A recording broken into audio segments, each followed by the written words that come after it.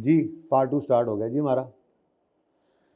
अच्छा जी, इसी स्टैंडर्ड के अंदर इंटेंजिबल के स्टैंडर्ड के अंदर एक और बात भी आपको अभी बता दूंगा, फ़ायदा दे जाएगी आगे। स्टाफ ट्रेनिंग या एडवर्टिजमेंट,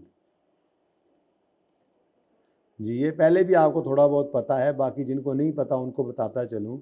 स्टाफ ट्रेनिंग या एडवर्टिजमेंट IS 38 स्पेसिफिकली प्रोहिबिट करता है इनको कैपिटलाइज नहीं करना। IS 38 कहता है इनको एक्सपेंस आउट करो। उसके पीछे जो रीज़न मैंने आपको बताई होगी, बच्चों को बताई होगी उस्तादों ने, या जिन्होंने नहीं पढ़ा उनको अब बताई जा रही है। इसके पीछे रीज़न ये होती है कि आपका कंट्रोल है असल चीज़। एसेट बनने के लिए पहला प्री रिक्विजिट क्या है? एंटिटी का कंट्रोल हो। आपने एडवर्टीजमेंट की, क्या आपने कस्टमर को कंट्रोल कर लिया? कस्टमर की फिर भी मर्जी है। आपने ट्रेनिंग दी अपने स्टाफ को, क्या आपने फिर उसको कंट्रोल कर लिया? कहीं नहीं जा सकता, उसकी मर्जी है भाई, वो यहाँ मर्जी जाए। आपने इवन लिखवाया भी हो ना कि तुम अगर छोड़ के गए 5 साल से पहले ये ट्रेनिंग तुम्हें दे रहे हैं तो तुमसे 5 लाख लेंगे, तो वो 5 लाख देकर चला जाएगा, जाने वाले को कोई नहीं रोक सकता। मैं आपको कहा करता हूँ अक्सर, ठीक है ना। तो आपके स्टाफ ट्रेनिंग हो या एडवर्टीजमेंट हो, तो इसको आपने क्या करना है जी, इसको एक्सपेंस आउट करेंगे, ठीक है जी। IS 38 specifically prohibit capitalization of staff training या एडवर्टीजमेंट कॉस्ट, ठीक है जी। ओके, नेक्स्ट है जी। अब इसकी ना थोड़ी सी हम इंटेंजिबल की डिस्कशन कर लेते हैं। बाकी मेरा दिल है कि सवाल ना इंटेंजिबल वाला कल करते हैं, आज फिर ना ज़रा IS 36 रिवाइज कर लेंगे। IS 36 इम्पेयरमेंट का जो स्टैंडर्ड है, पूरा स्टैंडर्ड नहीं आपको पढ़ने की ज़रूरत, लेकिन बिल्कुल ऐसे ही जैसे एक रूल को रिवाइज करना पड़ा था आपको इंट्रो के, ऐसे FAR 1 के अंदर पढ़ा, इंट्रो में था, आपको नज़र आया था कितनी ज़रूरत पड़ी, ऐसे ही IS 36 की थोड़ी सी रिवीजन करनी पड़ेगी।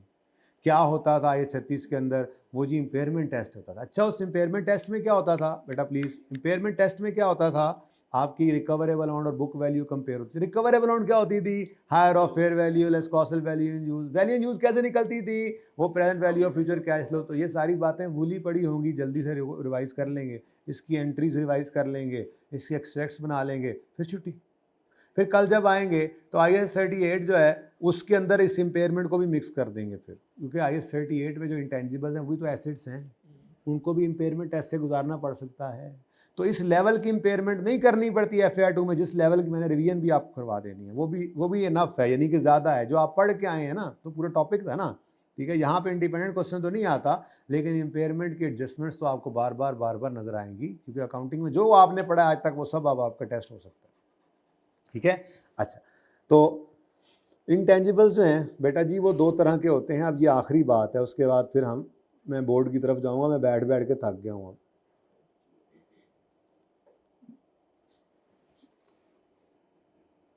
फिर ना ये इंटेंजिबल वाला सवाल जो है ना फिर कल करेंगे इंशाल्लाह, ठीक है। इंटेंजिबल्स आपके कंट्रोल में दो तरह से आ सकते हैं। इंटेंजिबल आप बाजार से बना बनाया खरीद लाएं, परचेज्ड इंटेंजिबल इसको कहते हैं। लो जी, ये तो बहुत आसान है, ठीक है। परचेज इंटेंजिबल के वैसे ही रूल्स हैं जैसे परचेज इंटेंजिबल के हैं। क्या मतलब आपने इनिशियल मेजरमेंट उसकी किस पे करनी है? At cost. और कॉस्ट में क्या शामिल करना है? परचेज प्राइस और डायरेक्टली एट्रीब्यूटेबल कॉस्ट, ठीक है।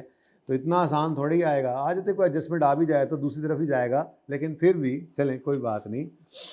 IS 38 आया इस दफ़ा, मैंने दिखाया था अभी आपको थोड़ी देर पहले, 8 नंबर का सवाल आ गया, ठीक है। और ये बड़े वाला सवाल भी आया करता है। तो परचेज इंटेंजिबल है तो कैपिटलाइज होगा,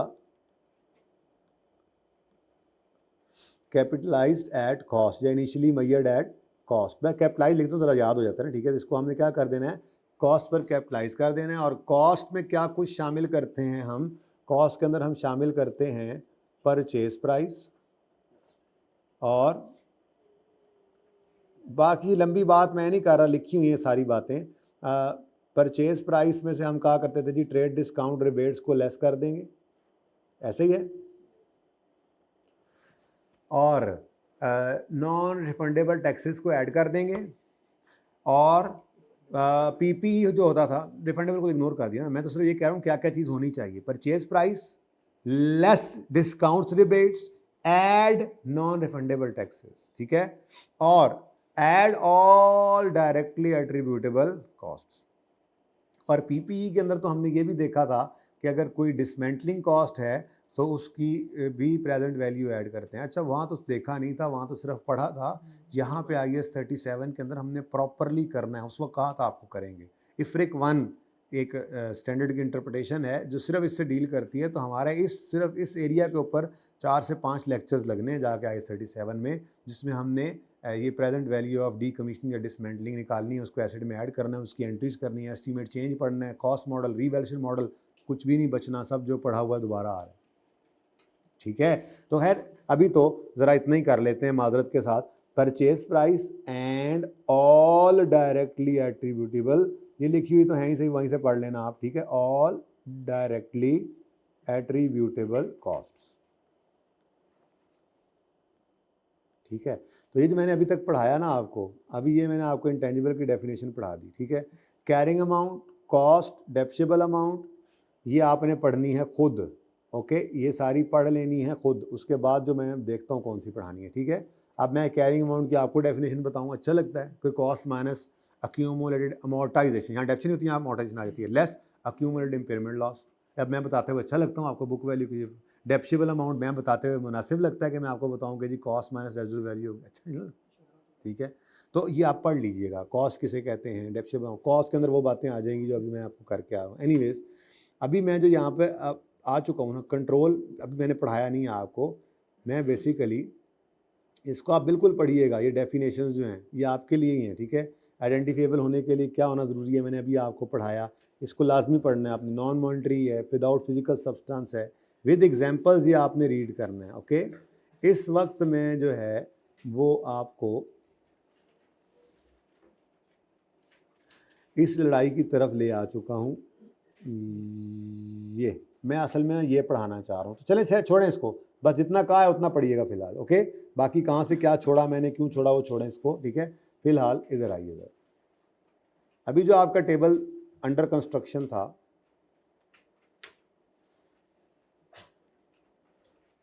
इसमें मैंने आपको कहा था कि आप इंटेंजिबल को चाहें तो परचेज कर लें, लेकिन अगर आपको बाज़ार से अपने मतलब का इंटेंजिबल नहीं मिल रहा तो आप इसको इंटरनली जनरेट भी कर सकते हैं। ठीक है, internally generated intangible internally generated भी हो सकता है। लो जी, अब ये जनाब इसमें सबसे इम्पॉर्टेंट एरिया है जो टेस्ट हुआ करता है। ठीक है, एक ये इंटरनली जनरेटेड एसेट्स का, और दूसरा इसके साथ एक इंटरप्रिटेशन इसके साथ भी जुड़ी हुई है, SIC 32, उसमें वेबसाइट कॉस्ट की बात करता है। वेबसाइट कॉस्ट जो आप ये वेबसाइट्स देखते हैं, तो ये चूँकि बाद में आई, इंटरप्रिटेशन कमेटी जो है वो उन चीज़ों की इंटरप्रिटेशन दिया करती है जो फिर पहले स्टैंडर्ड के अंदर कवर नहीं हो रही होती, तो बाद में आती हैं, जो उनका ज़हूर ज़्यादा हो जाता है तो फिर उसकी अकाउंटिंग जो है वो बताई जाती है। तो ये बहुत इंपॉर्टेंट एरिया है इसका, इंटरनली जनरेटेड इंटेंजिबल जो है। ज़रा ध्यान से एक बार सुन लीजिएगा, इम्पॉर्टेंट डिस्कशन है थोड़ी। अगर तो इंटरनली जनरेटेड जो इंटेंजिबल है वो इन 5 में से कोई एक है, कौन से 5 जी? इंटरनली जनरेटेड गुडविल, नाम पता है ना, गुडविल, इंटरनली जनरेटेड ब्रांड, ठीक है जी, कोई ब्रांड जैसे जे डॉट है, एक ब्रांड है। ठीक है, इंटरनली जनरेटेड ब्रांड हो गया। कस्टमर लिस्ट, कस्टमर लिस्ट मिसाल के तौर पे कॉलेज वालों के पास आप लोगों का डेटा इकट्ठा होता रहता है। ठीक है, अब रोड के परली तरफ एक नया कॉलेज ओपन होने लगा तो वो आके कॉलेज वालों से कह सकता है कि हमें स्टूडेंट्स की ये लिस्ट दे दें, ये तो बिल्कुल डायरेक्ट ऑडियंस है। ठीक है, तो ये अगर कॉलेज वाले उनको लिस्ट बेच दें तो उनके लिए ये एक इंटेंजिबल है, लेकिन कॉलेज वालों ने इसको इंटरनली जनरेट किया है, तो अगर इंटरनली जनरेटेड है और कस्टमर लिस्ट है तो इसका क्या ट्रीटमेंट अभी बताता हूँ। ठीक है, नंबर 4, मैं मुँह से ट्रीटमेंट निकलने लगा था। नंबर 4 वो कहते हैं जी पब्लिशिंग टाइटल्स। पब्लिशिंग टाइटल्स कौन से होते हैं जी? ये आपको इधर ही लिख लें। पब्लिशिंग टाइटल्स जैसे पीबीपी सुना होगा, पंजाब पीबीपी हो गया, कैपलान हो गया, एटसेट्रा, ठीक है। बीपीबी होता है, पीबीबी होता है, डिफरेंट ये जो आपके पब्लिशर्स हैं, एसीए की बुक्स, सीए की books, Punjab text book board, उसका अपना एक मिसाल के तौर पे कोई जिस जो भी आपके पब्लिशिंग टाइटल्स हैं किसी की, किसी भी इदारे के हो सकते हैं, ये अगर आपने इंटरनली जनरेट किया है, ठीक है। और मस्ट हेड कहते हैं, जैसे कि जंग अखबार, तो न्यूज़पेपर टाइटल्स को कहते हैं। नवाए वक्त, जंग, न्यूज़पेपर टाइटल्स, ठीक है। दुनिया, द न्यूज़, तो जो टाइटल्स हैं, ठीक है, न्यूज़पेपर के टाइटल्स, उनको क्या कहा जाता है जी? Must head. अच्छा, अब I-38 कहता है कि अगर इन 5 में से कोई एक इंटेंजिबल है और इंटरनली जनरेटेड, ऊपर क्या लिखा हुआ है? अगर इंटरनली जनरेटेड है और इन 5 में से है, तो ये कोई इंटेंजिबल नहीं है। मतलब है तो सही, लेकिन I-38 प्रोहिबिट करता है इसको कैपिटलाइज करने से, ठीक है। अगर यही आपने कहीं से खरीदे हों तो फिर ये इधर नहीं आएगा, ये इस कैटेगरी में आ जाएगा। जैसे मैंने आपको कहा कि कोई नया कॉलेज जो खुल रहा था, उन्होंने कॉलेज वालों से आके ये कस्टमर लिस्ट परचेज कर ली, तो कॉलेज वालों के लिए तो ये एसेट नहीं था, I-38 ने इनको एसेट रिकॉर्ड करने नहीं दिया था। लेकिन अगले जो खरीदने आए, उन्होंने कुछ पैसे पे करके जो खरीद ली कस्टमर लिस्ट, तो उनके लिए ये कस्टमर लिस्ट क्या बन गई? एक एसेट है, इंटेंजिबल है। तो इसका मतलब ये हुआ कि असल लड़ाई किसकी थी? वो अमाउंट जो सही से डिटरमिन नहीं हो पा रही थी जब तक कि ये इनके पास इनकी किताबों में पड़ा हुआ था। क्या मतलब? असल में ना, अब देखिए, आप धोखा नहीं खाना। यहाँ पे स्टैंडर्ड ने स्पेसिफिक गाइडेंस दे दी, लेकिन बहरहाल स्टैंडर्ड की ज़ाहिर है कोई ना कोई लॉजिक तो होती ही है। तो जो स्टैंडर्ड ने लॉजिक दी उसको गलत साबित ना करने लग जाना, मैं ये कह रहा हूँ। बहरहाल वो लॉजिक मैं आपको बता देता हूँ कि ये पहली बात तो ये, अगर इंटरनली जनरेटेड हो और इन 5 में से हो, तो उसके बारे में स्टैंडर्ड क्या कहता है कि दीज आर, ये इंटेंजिबल ही नहीं है, बस these are not intangibles, these are not intangible assets. अच्छा जी, क्यों भाई, क्यों स्टैंडर्ड, क्यों? स्टैंडर्ड कहता है क्योंकि इनकी कॉस्ट ना रिलायबली मेजर नहीं हो सकती। असल में ना, आप गौर फरमाएं तो ये कोई ऐसी चीज़ नहीं है जिसके लिए स्पेसिफिक कोई खर्चा हो रहा था। जैसे जे डॉट जब बना तो उनको तो नहीं पता था कि इनका नाम इस तरह से बन जाएगा, ये जे डॉट इतनी मांग होगी, ठीक है। वो अपनी मेहनत करते रहे, अपना काम करते रहे, कस्टमर सेटिस्फाई होते रहे, क्वालिटी देते रहे, और एक वक्त आया चलते चलते चलते उनका ये ब्रांड, अब इसमें तो बहुत सारी चीज़ें थी। उनकी प्रोडक्ट अच्छी बनी तो वो फैक्ट्री में अच्छी बन रही थी, वो डिज़ाइन अच्छा कर रहे थे तो उनकी लेबॉर्ट्री के अंदर जो उनके डिज़ाइनर्स बैठे हुए हैं, जो साइंसदान बैठे हुए हैं, कपड़ा बनाने वाले, कलर देने वाले, ये सब की मेहनत थी। फिर उनकी आफ्टर सेल सर्विस अच्छी थी, या उनकी सेल सर्विस अच्छी थी, सेल स्टाफ का अखलाक अच्छा था, उनकी दुकान अच्छी थी, उनका जो भी उनकी चीज़ें थी वो सारी आहिस्ता आहिस्ता आहिस्ता करके कंट्रीब्यूट करके उनके इस ब्रांड की बिल्डिंग के अंदर जो है वो हेल्प करती गई। तो मेरे ख्याल में तो कितनी कॉस्ट जे डॉट वालों ने जे डॉट ब्रांड के ऊपर इनकर की, वो शायद आपके लिए कैलकुलेट करना नामुमकिन नहीं तो नामुमकिन ही है तकरीबन, लेकिन बहुत मुश्किल है। बहरहाल अगर आप किसी तरह से मुमकिन बना भी लेना, तो स्टैंडर्ड ने जो है वो स्पेसिफिकली प्रोहिबिट कर दिया है, अगर कोई ब्रांड इंटरनली जनरेटेड है तो उसको आप कैपिटलाइज, ऐसे ही बाकी चारों भी हैं। मिसाल के तौर पे कस्टमर लिस्ट है, कॉलेज वालों के लिए ये क्यों नहीं इंटेंजिबल? हालांकि कॉलेज वाले इससे फायदा, जे डॉट वाले अपने ब्रांड से फायदा उठा रहे हैं। जे डॉट का ब्रांड अब जो है वो उसकी एक वैल्यू है। बाहर से अगर मैं मिसाल में जाकर उनको कहूँगा यार मुझे अपना ब्रांड दे दो, तो वो मुझे पता नहीं कितने करोड़ों का अरबों का दें, मिसाल दे रहा हूँ, ठीक है। तो फायदा तो उनको आ रहा है, लेकिन I-38 कहता है इसको एज एन इंटेंजिबल रिकॉर्ड नहीं करने दूंगा, ठीक है। जैसे कस्टमर लिस्ट है, अब आप लोगों का सारा डेटा कॉलेज वालों के पास मौजूद था, ठीक है। कैफ के अंदर जिन बच्चों ने ऑडिट सर आसिफ से पढ़ा, सर आसिफ ने कहा जी मैं फाइनल के अंदर ऑडिट पढ़ाना स्टार्ट करने लगा हूँ, तो कॉलेज वाले ने कहा ठीक है, ऑडिट वाले सारे बच्चों को कॉलेज वालों ने मैसेज कर दिया कि सर आसिफ जो है वो आपको फाइनल का ऑर्डर पढ़ाने के लिए तैयार है, ठीक है। तो क्या ख्याल है, कॉलेज वालों को इससे फ़ायदा होगा कि नहीं होगा? बिल्कुल डायरेक्ट ऑडियंस है उनकी, बिल्कुल डायरेक्ट ऑडियंस है उनकी, तो फ़ायदे की चीज़ तो है कस्टमर लिस्ट, लेकिन ये कोई अलग से टारगेट करके नहीं बनाई जाती, ये बस बन जाती है। मतलब जब से बच्चे आ रहे हैं तो बच्चे आते हैं, आके एडमिशन करवाते हैं, वो अपना नाम बताते हैं, सीआरएन बताते हैं, नंबर बताते हैं, और फिर एक सेशन गुजरता है, फिर 2 गुजरते हैं, फिर 10 गुजरते हैं, और करते करते एक कस्टमर लिस्ट बन चुकी है। अब फ़ायदा तो कॉलेज वाले इससे उठा सकते हैं डिफरेंट तरीक़ों से, लेकिन IS38 कहता है इसको तुम इंटेंजिबल, हालांकि ये फ़ायदे की चीज़ है, लेकिन इसको इंटेंजिबल के तौर पे रिकॉर्ड नहीं कर सकते। वजह क्या है? वजह वही स्टैंडर्ड ने कहा, इसकी कॉस्ट रिलायबली मेजरेबल नहीं, ठीक है। ऐसे ही है, बाकी 3 भी हैं, मस्ट ऐड है, पब्लिशिंग टाइटल्स हैं, या ये जो है गुडविल है, गुडविल भी इसी को, ब्रांड गुडविल एक जैसी चीज़ ही है।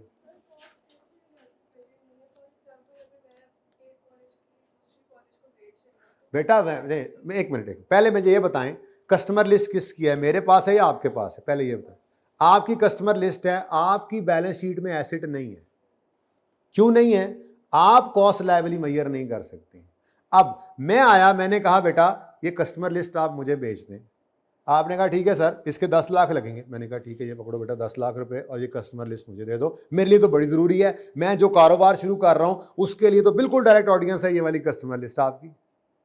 अब मेरे लिए ये कॉस्ट लायबिलिटी मेजरेबल है, आपका तो रेवेन्यू है, आपका तो गेन है, आपकी कॉस्ट तो ना हुई बेटा, आपकी कॉस्ट नहीं है। यही तो मैंने अब बाद में लिखना था, यही मैं पहले भी कह रहा था कि अगर ये हमने इनमें से कोई खरीदा है, अब वो खरीदा आप तो नहीं ना, आपको तो इंटरनली जनरेटेड है, खरीदा तो मैंने है, तो अगर ये परचेज होगा तो फिर ये इस कैटेगरी से निकल के इधर आ जाएगा, रिलायबली मेजरेबल होगी इसकी कॉस्ट, और ये उसका इंटेंजिबल है जिसने खरीदा, आपका नहीं हो सकता, ठीक है। ये तो उसकी बात हो रही है कि जिसने इसको इंटरनली जनरेट किया, ठीक है।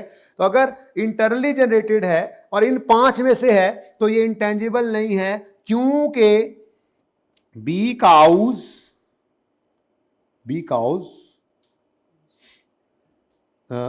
कॉस्ट कैन नॉट बी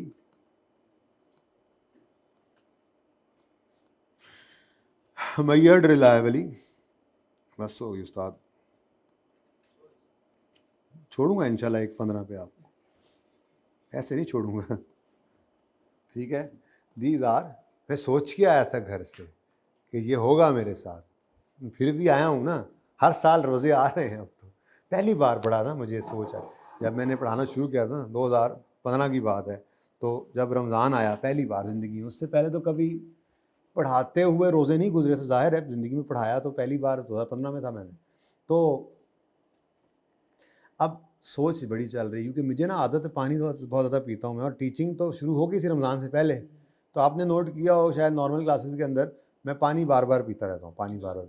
अब मैं और कुछ नहीं तो हर लेक्चर में एक बार पानी पीने का आदी, फिर बाहर जाकर लेक्चर इधर ना भी पीऊँ तो जाते साथ जाके जहाँ बैठूँगा पानी पीऊँगा, बार बार पानी पीने का आदी। अब मुझे ना बड़ी परेशानी लग गई, मैंने कहा या अल्लाह पता नहीं अब केड़े काम हथ पा बैठे हैं, तो पढ़ाना तो मुश्किल काम था। उस वक्त पता लगा भी जोर लगता है इतना बोलना और इतना, अल्लाह तू ही अब दे ले, पता नहीं डर बड़ा रहा था। खैर रमज़ान आ गया, क्लासेस भी पढ़ाई गया, पता ही नहीं चला, सारा दिन गुजर जाता, तो रोज़ा जैसे पहले गुजरा करता था उससे भी अच्छा गुजरता था। तो फिर मैंने एक बात नोट की कि ये जो दिल है ना, दिल, इसको वैसे नहीं अल्लाह रब्बुल इज़्ज़त ने बादशाह बनाया सारे जिस्म का, बादशाह कहते हैं ना इसको। इसको पता है ना अब कि पानी नहीं मिलना तो प्यास नहीं लगेगी, खाना नहीं मिलना तो, वरना मुझे बताओ क्या 7 जून जुलाई के रोज़े भी आप माशाल्लाह रख कर आए हो, गुजरे हैं आपके, ठीक है। क्या कभी ऐसा मुमकिन था कि 1 घंटा भी आप पानी के बगैर रह सकते? बोलो तो क्या था? तो दिल ही है ना, बस दिल के अंदर। तो मैं दिल को समझा के आया था, और मुझे पता है, और ये कई बार से चल रहा है, ये तो इस बार मुझे पहली बार छुट्टियां मिली हैं रमज़ान में, वरना सेशन पहले शुरू होता था, रोज़े बाद में आते थे। तो टेंशन ना लो, 1:15 बजे छोड़ दूंगा तुम्हें। कोशिश ये करूँगा एक्स्ट्रा क्लास ना पढ़ाऊँ बस रमज़ान में, बाकी तो नॉर्मल क्लास तो पढ़ेंगे ना इंशाल्लाह, ठीक है। अच्छा चलें जी, तो ये इंटेंजिबल्स नहीं हैं, क्यों नहीं हैं? क्योंकि इनकी कॉस्ट लायबिलिटी इस वक्त तो बेटा मैं ज़्यादा जज्बात में आता हूँ, क्यों? मंजिल करीब, छुट्टी नज़दीक, समझ आई कि नहीं? इस वक्त मैं दोबारा चार्ज हो जाता हूँ, ठीक है। तो आप बेशक 1 घंटा मुझसे और पढ़ लेना, उस वक्त कह के पढ़ा सकता हूँ। पहला दिन अच्छा नहीं लगता ऐसी बातें करना, शर्म करो कुछ, निशान ना देना जेड़े कुछ आए ने, पहले आए कोई नहीं वो पहले घर बैठे हुए हंस रहे हैं वहां पे, शुक्र है असी नहीं गए। शुक्र नहीं है, अल्लाह से डरो, तौबा करो और लेक्चर लेके आना बस। अच्छा जी, these are not intangible assets, ठीक है जी। और ये जो मैंने आपको बताया था ना कितने कितने लेक्चर लगेंगे, कहते हैं तो मैं लिख देता हूँ, हर टॉपिक के तकरीबन लेक्चर्स मैं लिख देता हूँ एक्सपेक्टेड। आप अभी बोलोगे मैं लिखता चला जाऊंगा, तकरीबन 115 के अराउंड, 115 से बी के अलावा, बी तो उस दिन के साथ ही बी होता है ना, वो तो मैनेज कर लेता है बंदा, वो बी कोई लेक्चर नहीं होता। 110 लेक्चर, मिसाल के तौर पे मेरा आज लेक्चर नंबर 105 है, तो 105 नॉर्मल क्लास में पढ़ा लिया, जोहर की नमाज के बाद कहूँगा आधा घंटा आ जाएं आप, हफ्ते में 1 आध बार जैसे होगा, वो बी पार्ट होगा, वो अलग नहीं है, वो नंबर से अलग नहीं है, वो भी नंबर में शामिल है। तो 115 से 120 लेक्चर्स बनते हैं। तो प्लीज़ बेटा जितनी छुट्टियां देना उतनी लेना प्लीज़, ये मेहरबानी करनी है आपने, ठीक है। ये ना हो कॉलेज वाले 5 दें, एक इधरों रुलाओ एक उधरों रुलाओ 7। अच्छा कॉलेज वाले जज्बात में आके 6 देते हैं, यार अल्लाह करे 6 के बाद आ जाएं, तो एक उधरों रुलाओ एक, यानी कि ये तो एक यूनिवर्सल ट्रूथ है ना कि जितनी छुट्टी दें उससे इधर भी उधर भी मिला लेते हैं। ऐसा नहीं करना। एक तो ये बड़ी मुसीबत है, आते हुए टिकट नहीं मिलता, जाते हुए मिल जाता है अच्छा जाते हुए जल्दी भी मिल जाता है, ठीक है, जल्दी मिलता है, बाद में नहीं मिल रहा होता। तो बड़े मसाइल हैं हॉस्टल्स के, ये मसला होता है, हॉस्टल बंद हो रहे हैं, तो इसलिए वैसे भी मैं माशाल्लाह आज तकरीबन लाहौर वाले ही बैठे तकरीबन, बाकी जो थोड़े बहुत हैं उनको तो सलूट है कसम से, ठीक है। तो अल्लाह उनको कामयाब करे और बाकियों को भी करे, और घर जो लेक्चर ले रहे हैं अल्लाह उनको भी करे, और जो नहीं ले रहे कल से ले लें, परसों से ले लें, लेकर आ जाएं बस प्लीज़। अगर यही पांचों परचेज्ड होते, ये तो इंटरनली जनरेटेड है ना, लेकिन अगर हम जे डॉट नहीं है, हम उनसे जाके ब्रांड परचेज कर लें। अब जे डॉट हम अपने परफ्यूम पे लगा के बेच रहे हैं, तो वो ब्रांड तो हमारा बन गया ना, अब उनको तो उसके पैसे, उसको हमें जे डॉट के पैसे मिला, विच पता नहीं की पाया, इसी देखना है, ठीक है। ये जंग अखबार था, भाई का संग अखबार था, ठीक है, उनका मलंग अखबार था, ठीक है। लेकिन अगर ये तीनों अखबार इकट्ठे पड़े हों तो कौन सा बिकेगा? मलंग, संग, ठीक है। तो जंग अखबार को ज़्यादा रिलायबल समझते हुए लोग खरीदेंगे, ठीक है, तो इसकी वक़्त तो है, लेकिन जंग वालों ने इस पर क्या मेहनत की थी? वो तो बस एक पुराना अखबार है, चलते चलते चलते चलते चलते चलते हो गई गुम, एक की चोंच और एक की दुम, हो गया ना, काम बन गया, बस नाम बन गया। लेकिन उन्होंने इस पे क्या खर्च किया उनको क्लियरली पता नहीं है, इसलिए आई38 ने कहा ये इंटेंजिबल नहीं है। लेकिन भाई संग वाला या आमिर भाई मलंग वाला अगर जाकर जंग वालों को कहें हमें अपना मस्ट हेड बेच दें, तो वो पैसे लेकर बेचेंगे। तो इनके लिए ये परचेज्ड मस्ट हेड बन गया, इनकी बैलेंस शीट में ये नजर आएगा, मेरी बैलेंस शीट में कस्टमर लिस्ट नजर आएगी, ठीक है। आपकी बैलेंस शीट में जे डॉट का ब्रांड नजर आएगा, जितने पैसे दिए उसके ऊपर निचली मैयर डेट, क्योंकि वो परचेज्ड बन गया ना, ठीक है। तो ये वाले एसेट्स अक्सर ऐसा होता है, हम कंसोलिडेशन में पढ़ेंगे, बिजनेस कॉम्बिनेशन में ये हमारे पास नॉर्मली आते हैं। जैसे हम जाकर सिर्फ जे डॉट नहीं खरीदते, वो खरीद नहीं ना सकते, ब्रांड सिर्फ खरीद नहीं सकते नॉर्मली, हम जाके पूरा जे डॉट ही खरीद लेते हैं, ठीक है। हम के डॉट थे, हमने जे डॉट को एक्वायर कर लिया, अब जे डॉट हमारी सब्सिडरी है, कंसोलिडेशन में पढ़ेंगे, ठीक है, और सही है। तो हम जो है वो डबल जंग थे, हमने जंग को जाके एक्वायर कर ली, बड़ी कंपनी छोटी कंपनी को एक्वायर कर ली, तो ये सारे उनके इंटेंजिबल भी बीच में ही आ जाते हैं, तो वो फिर परचेज हो जाते हैं नॉर्मली, वो देखेंगे इंशाल्लाह कंसोलिडेशन में जाके। बहरहाल ये एक जुमला लाल रंग से लिखना जरूरी समझूंगा, इफ अबव 5 आर परचेज्ड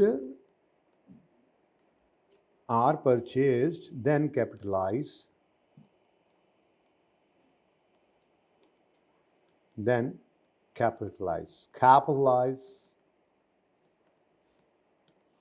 मुंह डिंगा करके अंग्रेजी बोलना जरूरी होता है कि यस, ओके, नोप।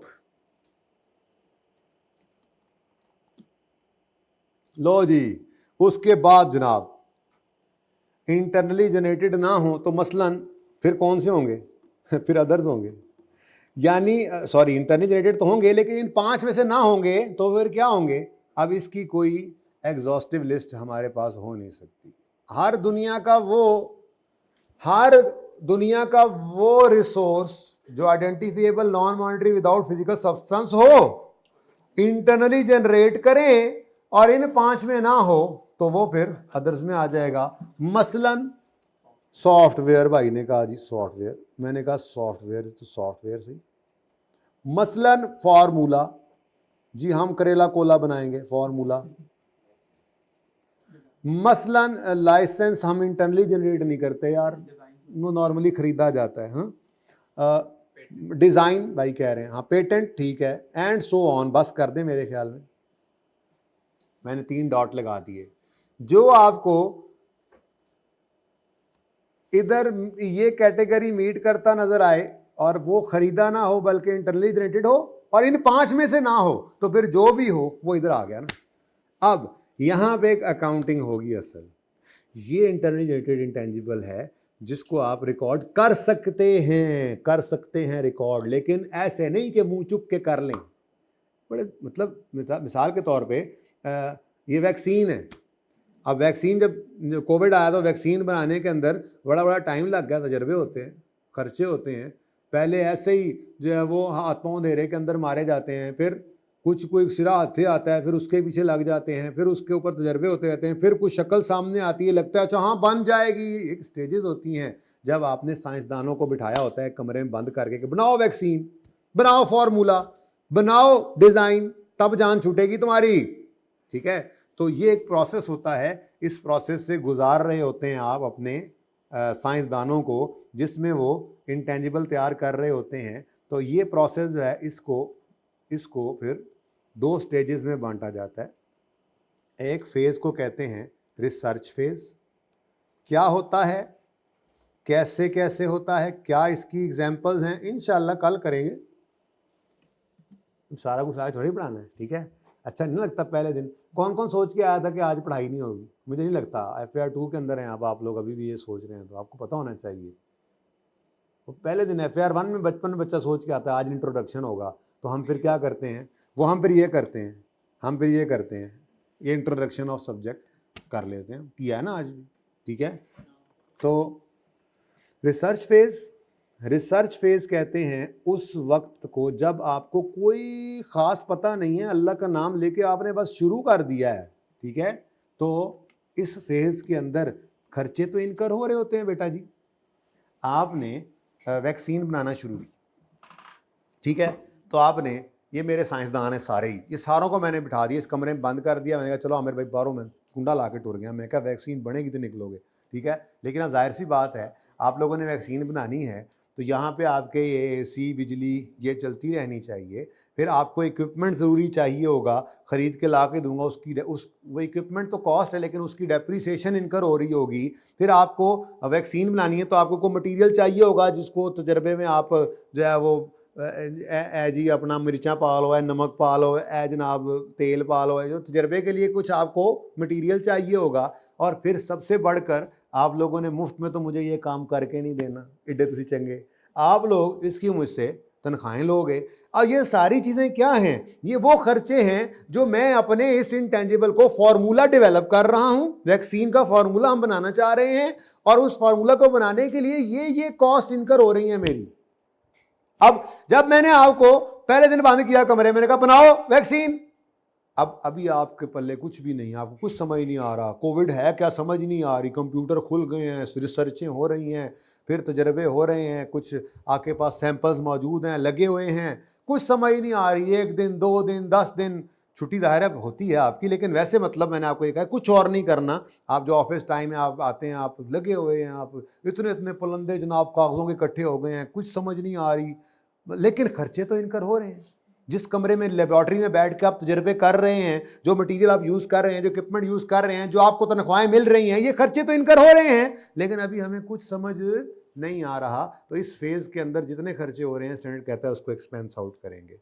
तो ये फेज़ के अंदर एग्जाम्पल्स क्या हैं ये कल पढ़ाऊँगा, स्टैंडर्ड ने लिखी हुई, ठीक है, ओके। अच्छा, फिर एक वक्त ऐसा आता है जब इधर से ये हजरत साहब आवाज़ लगाते हैं कि मुझे कुछ समझ आ रहा है, उम्मीद की एक किरण जागी। अब ये भी एक क्राइटेरिया है, डेवलपमेंट फेज कब शुरू होता है, इसकी कुछ निशानियां हैं, ठीक है। तो जब कुछ समझ में आने लग जाए तो अगला फेज शुरू होता है, इसको कहते हैं डेवलपमेंट फेज। लेकिन important thing is research phase के अंदर सारी कॉस्ट जो होती हैं, ऑल कॉस्ट आर क्या लिखूंगा, all cost which are incurred cost are expense out, चलो all cost are expensed out, recorded as an expense, ठीक है, ऐसे ये तो अच्छा लग रहा है, all cost are recorded as an expense.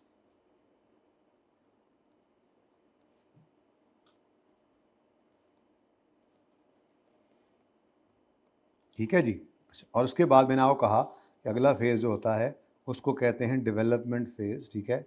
ये वो फेज़ है जिसके अंदर आपको कुछ शक्ल सूरत नज़र आना शुरू हो जाती है कि जी शायद वैक्सीन हम बना लें, लेकिन ये शायद अभी लगा हुआ है। क्या मतलब, अभी भी कच्चा पक्का काम है, इसलिए स्टैंडर्ड ये शुरू होते ये नहीं कहता कि अब से ऑनवर्ड सारे खर्चे कैपिटलाइज कर लो।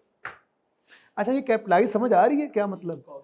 देखो, आप एक बिल्डिंग बना रहे हैं, आप पढ़ के आए ना IS 16 FR 1 में, आप बिल्डिंग बनाते तो पहली ईंट रखते ही उस ईंट की कॉस्ट आपकी CWIP डेबिट हो जाती थी। CWIP building debit, cash credit, ये डेबिट होना अभी शुरू नहीं हुआ। अच्छा, अब इसमें ईंट तो नहीं लगनी, लेकिन इस इंटेंजिबल को बनाने के लिए जो कॉस्ट है वो मैं आपको बता चुका हूं। आपको अपनी तनख्वाह तो नहीं ना भूलेगी कभी, अपनी तनख्वाह तो नहीं ना भूलेगी, तो ये तनख्वाह तो इनकर हो रही है जितना अरसा आप लगा रहे हैं उस इंटेंजिबल को बनाने में। लेकिन वो इंटेंजिबल के बनने के अंदर जो आपका वक्त लग रहा है, जिसकी आप जो मुझसे तनख्वाह ले रहे हैं, उस तनख्वाह को मैं intangible capital work in progress में डेबिट नहीं कर सकता। अभी मुझे एक्सपेंस डेबिट, कैश क्रेडिट करना पड़ रहा है। कब मैं CWIP इंटेंजिबल डेबिट करूंगा? जिस दिन एक खास स्टेज आती है डेवलपमेंट में भी, जब स्टैंडर्ड के बताए हुए 6 क्राइटेरिया हैं वो मीट हो जाते हैं, ठीक है। वो 6 क्राइटेरिया क्या हैं कल बताऊंगा। यार तुम समझदार हो गए हो पहले दिन ही, ठीक है, कल बताऊंगा इंशाल्लाह, वो सारी बातें तो आज नहीं बतानी, ठीक है। तो 6 क्राइटेरिया जब मेट होंगे तो हमने उससे ऑनवर्ड सारे वो खर्चे जो पहले एक्सपेंस आउट हो रहे थे, अब हर एक खर्चा, चाहे इक्विपमेंट की उस अरसे की डेप्रिसिएशन, चाहे कोई मटेरियल लगा है, चाहे कोई लेबर लगी है, सैलरी जा रही है आपको, चाहे और कोई, अच्छा फिर मेरा फॉर्मूला बन गया, फिर मैंने उसको रजिस्टर करना है, उसकी रजिस्ट्रेशन, ये सारे खर्चे फिर क्या होंगे, ये कैपिटलाइज हो रहे होंगे, यानी फिर उसकी मैं एंट्री करूंगा CWIP ऑफ इंटेंजिबल डेबिट और कैश क्रेडिट। और जब वो कंप्लीट हो जाएगा तो मैं कहूंगा चल भाई CWIP क्रेडिट और इंटेंजिबल डेबिट। अब टेंजिबल PPE जो था वो डेप्रीशिएट होता था ना, बिल्कुल वैसे ही ये इंटेंजिबल जो है ये अमोर्टाइज होता है, मतलब नाम बदल गया बस, है वही, ठीक है। एंट्री इसकी भी वही है, जैसे उसकी डेबिट अक्यूमुलेटेड क्रेडिट थी, यहाँ पर amortisation expense debit, accumulated amortisation credit हो जाएगी। और बात समझ आई? तो development phase, research and development, R&D सुना होगा आपने, R&D डिपार्टमेंट है जी। R&D डिपार्टमेंट क्या होता है? जहां पे साइंसदान बैठे होते हैं। तो R&D डिपार्टमेंट में R एक्सपेंस, D एक्सपेंस, कब तक? जब तक 6 क्राइटेरिया मीट ना हो जाए। जब 6 क्राइटेरिया मीट हो जाए उससे ऑनवर्ड्स कैपिटलाइज कर देंगे। तो डेवलपमेंट फेज के अंदर अन्य वार्निंग, एक वक्त आएगा 6 क्राइटेरिया मीट हो गए जिस दिन। अच्छा, 6 क्राइटेरिया जब तक मीट ना हो, हम उस अरसे की डेवलपमेंट को कहा करेंगे ये बुरी वाली डेवलपमेंट है। बुरी क्यों है? इसको हम कैपिटलाइज ही ना कर सकते, एक्सपेंस आउट करेंगे तो ये मेरा इंटेंजिबल नहीं बन रहा, अभी तक बुरी है, ठीक है। तो अच्छा सॉरी जी, तो आपके 6 क्राइटेरिया मीट जब तक नहीं होंगे, यानी कि 6 क्राइटेरिया हम यूं पूछेंगे, 6 क्राइटेरिया मेट? नो। किसी ने कहा नो, हमने कहा अच्छा नो, इसका मतलब ये बुरी डेवलपमेंट है, यानी कि एक्सपेंस आउट होना चाहिए खर्चों को। जब तक ये भी डेवलपमेंट शुरू हो गई है लेकिन सारे 6 क्राइटेरिया मीट नहीं हुए, कोई रहता है अगर, ठीक है, मतलब 6 क्राइटेरिया मीट नहीं हुए अभी तक, तो फिर ये क्या है? बुरी डेवलपमेंट, एक्सपेंस में ही जाने दो अभी भी खर्चों को, ठीक है। अगर ये ना है तो ये क्या है? ये बुरी डेवलपमेंट है, ठीक है जी। तो बुरी डेवलपमेंट का इलाज हमने क्या रखा हुआ है? इसको हम एक्सपेंस आउट करते हैं। सुभान अल्लाह, ऐसे होना चाहिए ना। ताकि आपको पता लगे सेम वही ट्रीटमेंट, ठीक है कि नहीं? आजा सुने,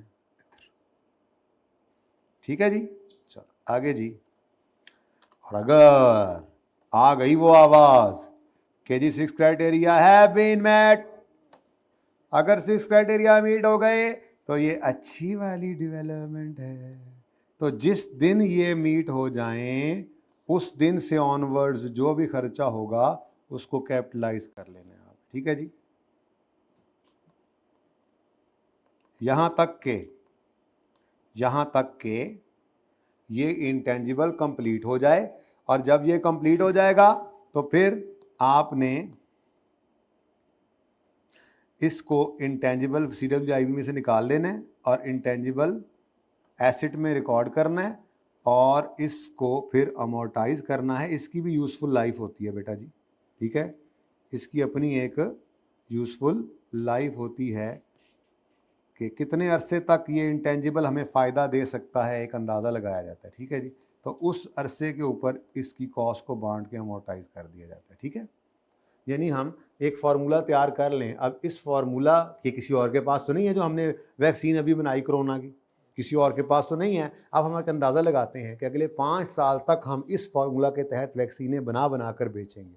अब वैक्सीन बनाने की कॉस्ट वो उस प्रोडक्ट की कॉस्ट है और उसकी सेल वो अलग चीज़ है। इस वक्त तो बात उसकी नहीं हो रही है, इस वक्त तो बात ये हो रही है कि वैक्सीन बनाने में जो मेरा 2 करोड़ रुपया लग गया, इसको 5 साल में बांट के एक्सपेंस आउट करूंगा मैं, क्योंकि इस फार्मूला की हेल्प से अगले 5 साल तक मैंने वैक्सीन बना कर बेचनी है, ठीक है।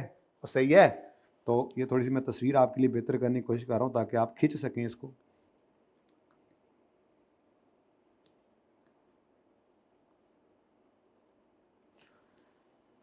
लगता तो है गजारा हो जाएगा, अब गजारा।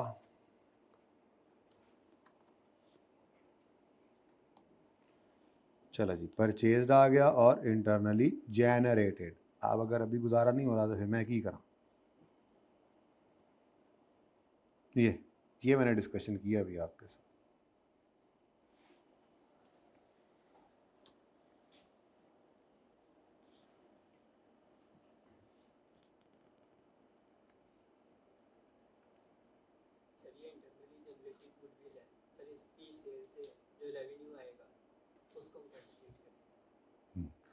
जैसे इसके अलावा वाली सेल का रेवेन्यू आता है उसको ट्रीट करते हैं। इंटरनल गुडविल है ना। पिछले 10 साल से मैं यहाँ पे चने बेच रहा हूँ, गोगा नकीबिया मुर्ग चने मेरे हैं, ठीक है, मिसाल के तौर में मैं गोगा हूँ। तो अब मैं 10 साल 15 साल 20 साल से इतनी मेहनत की है तो मेरा नाम बन गया। अब आप उसके साथ जो है वो अगर सीए मुर्ग चने लगा के बैठ भी जाओ तो गाहक उस तरह से आपके पास नहीं आएगा जैसे मेरे पास आएगा। अब मेरी गुडविल बनी है, बिल्कुल मेरी मेहनत थी, जायका था, फिर बहुत अरसे के मेहनत भी करता आया मैं, उसको मेंटेन भी रखा और करते करते मेरा नाम बन गया। अब इस नाम की वजह से मुझे कुछ एक्स्ट्रा सेल्स आती हैं जो आपको नहीं मिल रही, लेकिन मैं उस एक्स्ट्रा सेल की भी वही एंट्री करूंगा जो नॉर्मल की करता हूँ, क्योंकि ये मेरी इंटरनल गुडविल है। मैं ये नहीं बता सकता कि मैंने 20 साल में ऐसे कौन कौन से खर्चे किए हैं जिस वजह से ये गुडविल वजूद में आई है जो मैं उसको रिकॉर्ड करूँ। लेकिन अगर मैं आज दुकान बंद करके इस भाई को दे दूँ तो मैं क्या, सिर्फ इस दुकान, ये मेरी दुकान है अगर, ठीक है, इस दुकान के या ये मेरे पास जो पतीला पड़ा हुआ है और चूल्हा पड़ा हुआ है या ये मेरे जो बेंच लगे हुए हैं, सिर्फ इनके पैसे लूँगा या अपने नाम के भी पैसे लूँगा? भाईजान ये सारी चीज़ें तो आपने भी सीए मुर्ग चने में रखी हुई है, तो क्यों लोग गोगे के पास आते हैं? नाम है तो मैं अपने नाम के पैसे, मैं कहूँगा यार 10 लाख का ये सामान है, 1 करोड़ मेरे नाम का दे दो, जो है वो 1 करोड़ 10 लाख मुझे दे दो, मैं चला जाता हूँ दुकान छोड़ के। अब उसके लिए उसकी बैलेंस शीट में 10 लाख के ये फर्नीचर फिक्सचर आएंगे, को बिल्डिंग है तो वो आएगी और उसकी किताबों में ये गुडविल आ सकती है, ठीक है, सही है। देख लेंगे यार, फ्रेंचाइज क्या होता है वो तो आपका राइट ही है, मतलब आपको उन्होंने आपको राइट दिया हुआ है कि आप उनके नाम से ये काम कर सकें, ठीक है। तो उसकी अरेंजमेंट फिर कभी देख लेंगे। अब इसको बस कर दें क्योंकि अब IAS 36 रिवाइज होता नहीं नज़र आ रहा मुझे, ठीक है। चलते हैं, अब इसको मैं यहीं पे क्लोज कर रहा हूँ ना, कुछ बातें इसकी बात कल करेंगे, थोड़ी सी डेफिनेशन कराऊंगा और 2 सवाल इसके करवाऊंगा जिसमें प्रैक्टिकली हम इस काम को करके देखेंगे, इसकी जर्नल एंट्रीज करेंगे, इंशाल्लाह एक्सट्रैक्ट्स तो बनाने ही हैं, शायद नोट कल ना बने, परसों फिर IS 38 का नोट बनेगा जो 99% 98% मिलता जुलता है PPE के नोट के साथ। लेकिन ये मत समझना कि इस वजह से वो आता नहीं है, बड़ा रेगुलरली आता है, ठीक है। PPE का नोट जैसे था जो इस दफ़ा आ भी गया, ऐसे ही अभी अगली दफ़ा IS 38 का आ जाए। सुभान अल्लाह, आपकी तो बैक टू बैक नोट्स वाली हैं। अगर बंदा कहे बैक टू बैक नोट्स वाली ये अटेम्प्ट्स गुजरी थी। इन्होंने PPE का नोट भी बनाया था, इन्होंने IS 38 का नोट भी बनाया था। ऐसे ये मुबारक लोग हैं, ठीक है। तो फिर आगे फॉर्म में जाकर आपसे हर कोई नोट बनवाई जाएगा, तुम बड़े नोट बनाए, तुम ये नोट भी बना दो, ठीक है। तो PPE का और IS 38 का नोट तुम ही बनाओ, ठीक है। चलें खैर, तो इंशाल्लाह करते हैं वो अगली बात। फिलहाल तो पिछली बात में आए, थोड़ी सी रिवीजन कर लें हम ज़रा डिस्काउंटिंग की। डिस्काउंटिंग याद है? डिस्काउंटिंग जिसको नहीं याद ना, उसकी तसल्ली इंशाल्लाह हो जाएगी। IFRS 16 आ रहा है ना, उसमें है ही डिस्काउंटिंग तरह तरह की, ठीक है। एक किस्त एडवांस में, कभी किस्त एरियर में, वो लीज पे जब ऐसे लेंगे, ठीक है। एनविटी फार्मूला लगाएंगे, सिंपल डिस्काउंटिंग भी होगी। फिर कभी एक किस्त है, एक छोड़कर दो किस्तें हैं, फिर दो छोड़कर दो किस्तें हैं, वो अजीबो गरीब किस्म की तरह तरह की डिस्काउंटिंग करेंगे। फिलहाल उस लेवल की बात तो नहीं है, मैंने ये देखना है, मिटाने ना देना इसको, ये जो इसने लिखा है। क्या कह रहा है फिर?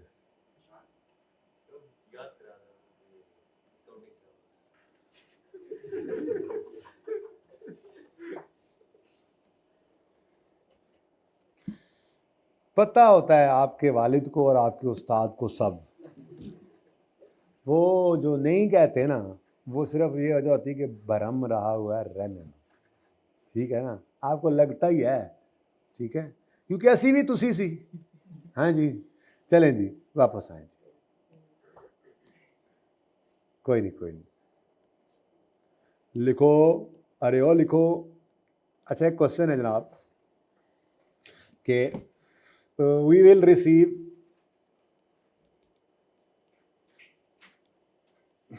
₹200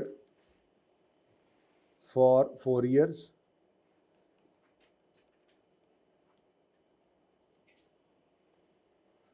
डिस्काउंट रेट इज, सादा ही रखो, 10%। अब जी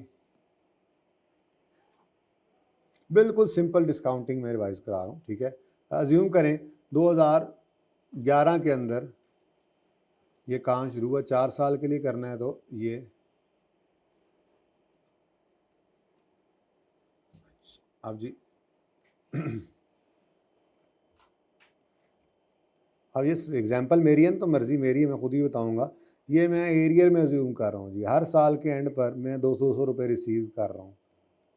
अब मैं आपसे कहता हूँ कि मुझे प्रेजेंट वैल्यू निकाल दो इस दिन खड़े होकर। ये जनाब 1 जनवरी 2011 है, मुझे इस दिन खड़े होकर प्रेजेंट वैल्यू चाहिए। प्रेजेंट वैल्यू 1 जनवरी 2011 पर, तो निकाल सकते हैं?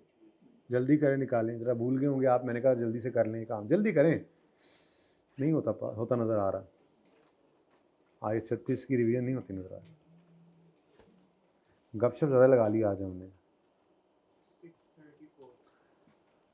थोड़ा ज़्यादा भी पढ़ सकते हैं हम, बाई द वे 5-7 मिनट। वैसे 1:30 बजे जमात होती है, तो 1:25 तक चली जाया करेगी हमारी क्लास कभी कभार। मैंने कहा एडवांस बता दूं, वैसे आज नहीं करता, पहला दिन है, अच्छा नहीं लगता, आप लोग नाराज़ ना हो जाएं, ठीक है। वैसे अगर आप कहेंगे तो IS 36 रिवाइज हो सकता है, अगर आप कहेंगे तो अभी टाइम है, बाकी वैसे जैसे आप कहेंगे वैसे करेंगे। अच्छा, प्रेजेंट वैल्यू 1 जनवरी को निकालनी है आपने। एक तो जनाब सिंपल डिस्काउंटिंग है, डंकी वर्क कर लें आप, अपने वाला वर्क कर लें आप, सिंपल डिस्काउंटिंग जी, सिंपल डिस्काउंटिंग है। तो इसका फॉर्मूला जो होता है जी, जो रेंटल है, जो अमाउंट है, जो कैश फ्लो है, उसको आपने मल्टीप्लाई करना होता है 1 + रेट I⁻⁻n से, ठीक है।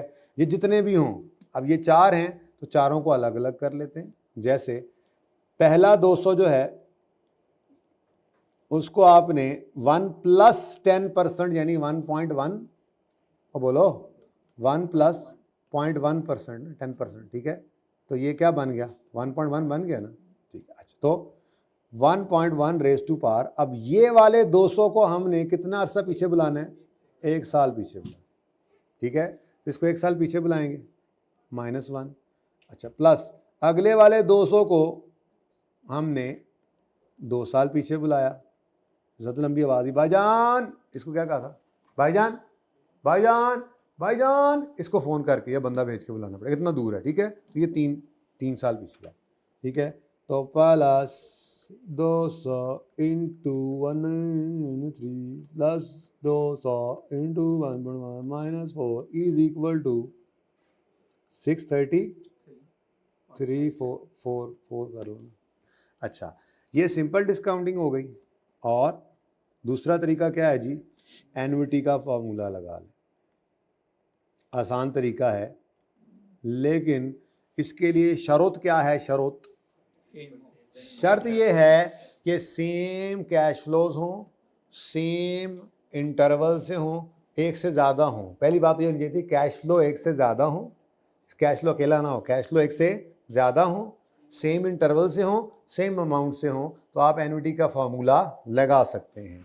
और एन्युटी का फॉर्मूला क्या था, जो रेंटल है, जो अमाउंट है, उसको आपने इस फॉर्मूला से गुजारना है, 1.1 raise to power -n, bracket डालना है, चलो ज़रूरत तो कोई नहीं थी वैसे, 1 + i लिखना है ना, इसलिए डाल देते हैं, raise to power -n divided by i,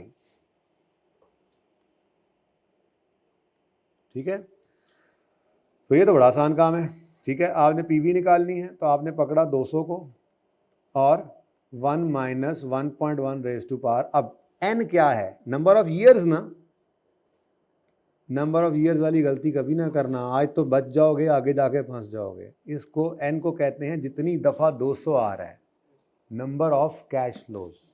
यही अगर सेमी एनुअल का सवाल हो जाता तो नंबर ऑफ ईयर्स तो 4 हैं, लेकिन किस्तें 8 आ जाती। अभी IFRS 16 पता लग जाएगा लीज वाले टॉपिक में, टेंशन ना लो, बस फिलहाल याद रख लो n किसे कहते हैं, ये नंबर ऑफ ईयर्स नहीं है।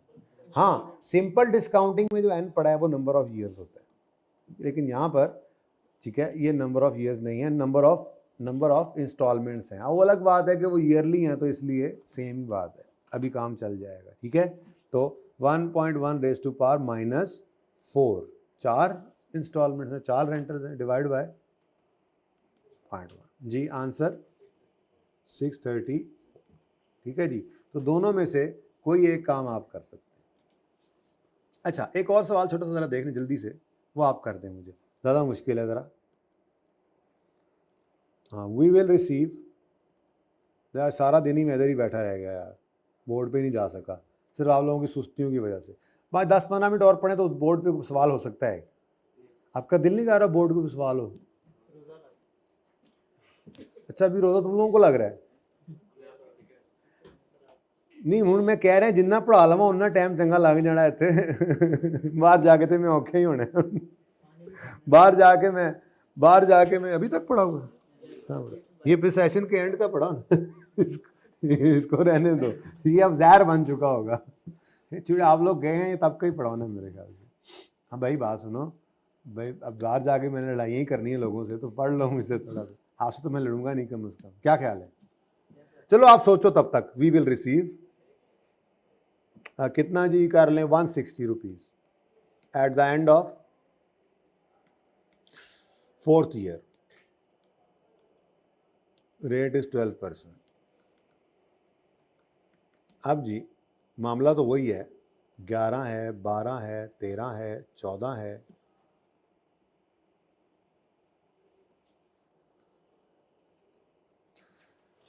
और यहाँ पर इकट्ठा 160 पड़ा हुआ है। अब क्या करें, प्रेजेंट वैल्यू निकालनी है मैंने इस दिन, ऐसे ही मैं लिखता हूँ। यहाँ पे मैं कह रहा हूँ जी, यहाँ पे आप खड़े हैं, ये आप हैं, ठीक है जी, और यहाँ पे आपने प्रेजेंट वैल्यू निकालनी है। अब कितने ऑप्शंस हैं? अब ऑप्शन एक ही है।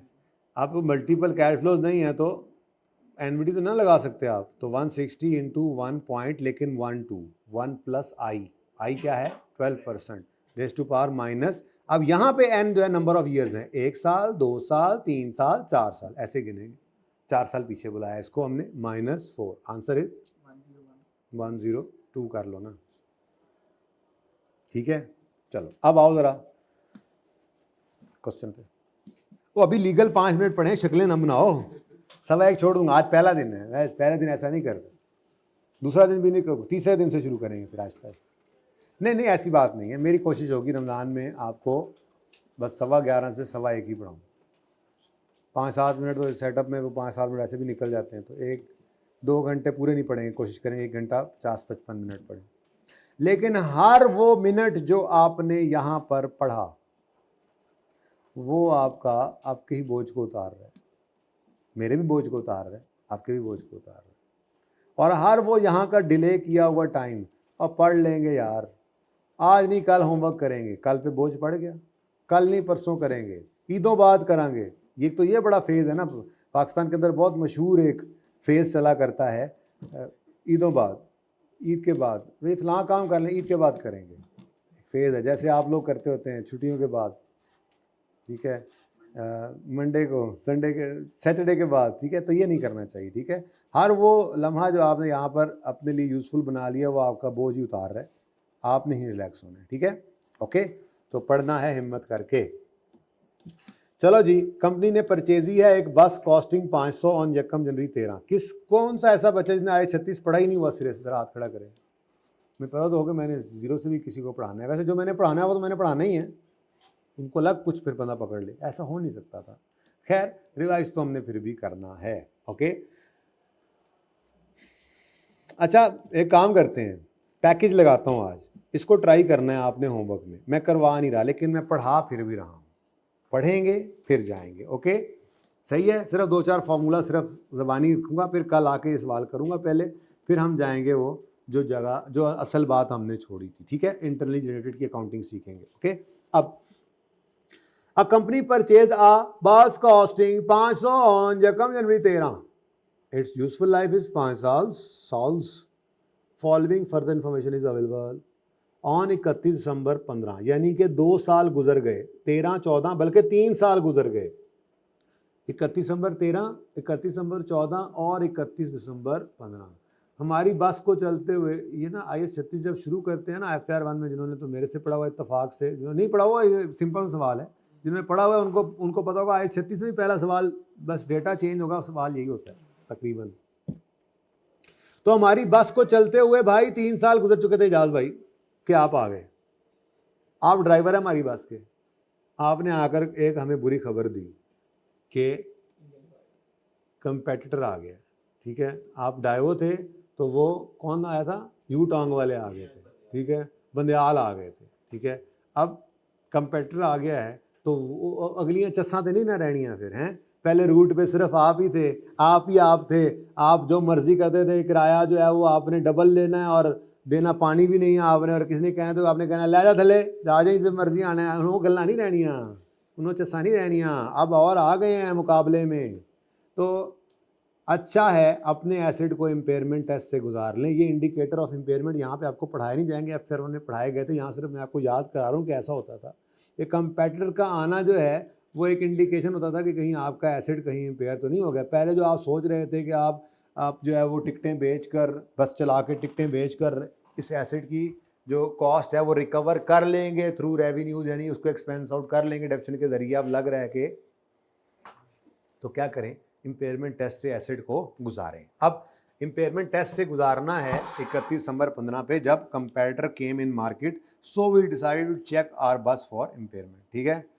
फॉर इम्पेयरमेंट टेस्ट तो नहीं होना चाहिए, ठीक है, चेक और बस फॉर इम्पेयरमेंट, या यूँ लिखना चाहिए था we decided to pass our bus from impairment test. 12 जुमला सही कर लें। अब on 31 December future cash flows ये एस्टिमेटेड है, और at the end of life bus can be sold at 25, और उसकी कॉस्ट टू सेल भी आ रही है।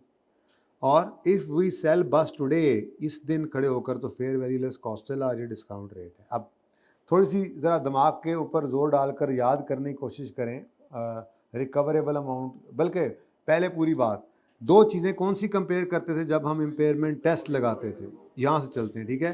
तो इम्पेयरमेंट टेस्ट का मतलब होता था, हम दो चीज़ों को कंपेयर करते थे, कैरिंग अमाउंट, बुक वैल्यू, जो भी कह लो, बुक वैल्यू और रिकवरेबल अमाउंट। बुक वैल्यू निकला करती थी आपकी कॉस्ट माइनस अक्यूमुलेटेड डेप्रीसिएशन या accumulated impairment loss if any, अगर कोई है तो, ठीक। तो ये आ गई आपकी बुक वैल्यू। और दूसरी चीज़ आपकी होती थी रिकवरेबल अमाउंट। तो रिकवरेबल अमाउंट कैसे निकलती थी, कुछ ज़रा याद करके बता दें। ये हुआ करती थी higher of fair value less cost to sell और वैल्यू इन यूज। याद आया कुछ? अब ये निकालनी अलग से, ये निकालनी अलग से, दोनों कंपेयर करना। अगर बुक वैल्यू है 100 और रिकवरेबल अमाउंट आ गई है 90, तो आप कहोगे यार औकात से बाहर रिकॉर्डेड है किताबों में, इसको औकात में लाओ, इम्पेयरमेंट लॉस है। तो ये सारी बातें कर रिवाइज कराऊंगा। और अगर रिकवरेबल हो जाती है 110, तो आप कहोगे कि इम्पेयरमेंट लॉस नहीं है, ठीक है। सिर्फ इम्पेयरमेंट लॉस कैलकुलेट करना है, रिक्वायरमेंट वो कर लीजिएगा। मैं कैलकुलेट भी करूंगा, एंट्रीज भी कराऊंगा, एक्सट्रैक्ट्स भी बनाऊंगा। मैं बहुत माजरत चाहता हूं, मैं ये नहीं कर सका, मैं सोच के तो आया था कि ये भी हो जाए, ठीक है। ज़िंदगी रही तो कल होगी मुलाकात। अल्लाह हाफिज़ भाई। पैक